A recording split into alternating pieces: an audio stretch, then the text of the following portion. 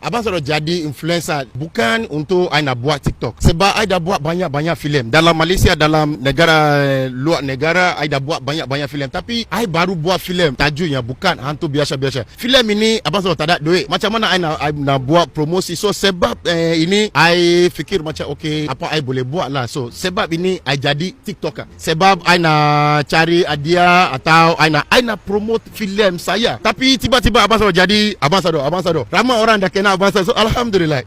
So macam tu je. Mungkin boleh kongsikan sikit tak? Mungkin kita nak orang kata throwback sikit. Okay. Macam mana you boleh fasih cakap bahasa Melayu dan juga yalah sekarang ni orang tengok dah buat filem dekat Malaysia.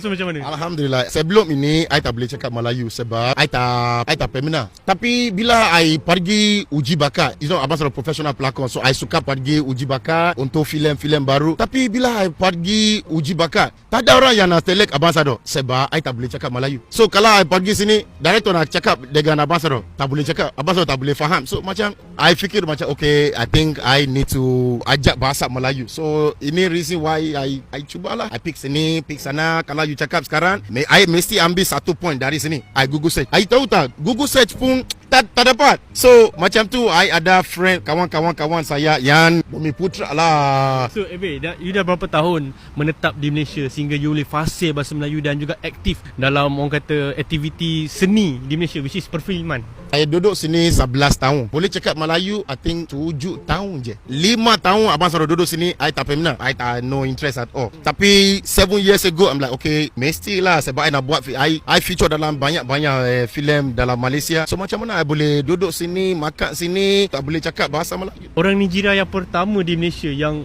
aktif dalam perfilman Malaysia, which is industri filem Malaysia. Dah lah aktif berlakon. Saya pengarah, DAM director.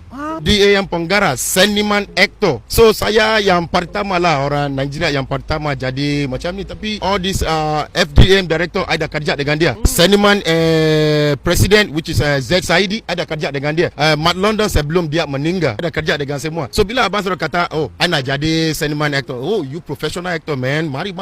Terus they accept abang Sado. Semua kena abang Sado.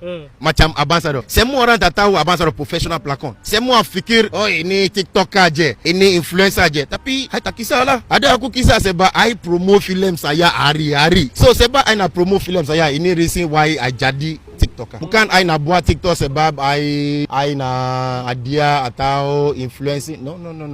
Sebelum ini saya profesional pelakon dan penggarah. Sebelum I datang Malaysia, I dah buat 150 filem sebelum I datang Malaysia. Kalau you Google nama saya, you boleh tengok filem saya on YouTube. So banyak filem I dah buat. So I dapat rezeki. Mesti ada profit, mesti ada loss sometimes. Sometimes you kalah, sometimes you menang. So kalau ada rezeki, kereta apa I pasal pakai. Macam ni, I tak fikir apa-apa. The next thing I want to do is bila I dapat rezeki dalam filem saya, I produce filem lain. You berlakon dah banyak. Maksud bukan daripada Malaysia, maksudnya daripada luar pun, overseas pun jadi berlakon. Tapi kenapa you memilih Malaysia sebagai orang kata main you untuk berkarya? Sebab orang Malaysia tak select lah.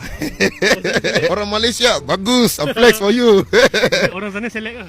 Select lah. Tapi macam ni lah, dalam tandang pisang mesti ada yang tak bagus, mesti ada yang rosak. Tapi I dah pergi India, Australia, Singapore. Dalam Malaysia I think I feel so, alhamdulillah, I feel so good in Malaysia. Ada ramai orang tak bagus pun suka hati saya. Sebab orang macam ni push abang Sado to do better. Sometimes I feel like abang Sado, should I putus asa impian?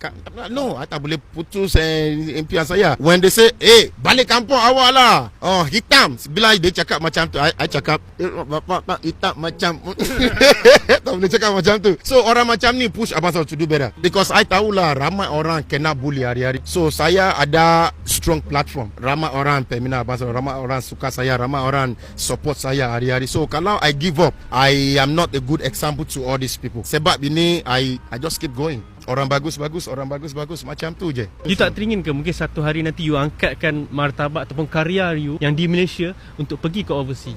Ini cita-cita, ini impian saya. I nak ambil Malaysia movie Indo. Malaysia tak ada wood. Ada Nollywood, ada Hollywood, ada Ghaniwood, ada Wood. Malaysia wood. Tak ada Malaysia wood. So ini impian saya. Ambil Malaysia movie industry dengan Nollywood movie industry, buat kolaborasi, buat filem atau something lah that can, at least I want to serve as a good example. Masya Allah, ini cita-cita saya lah.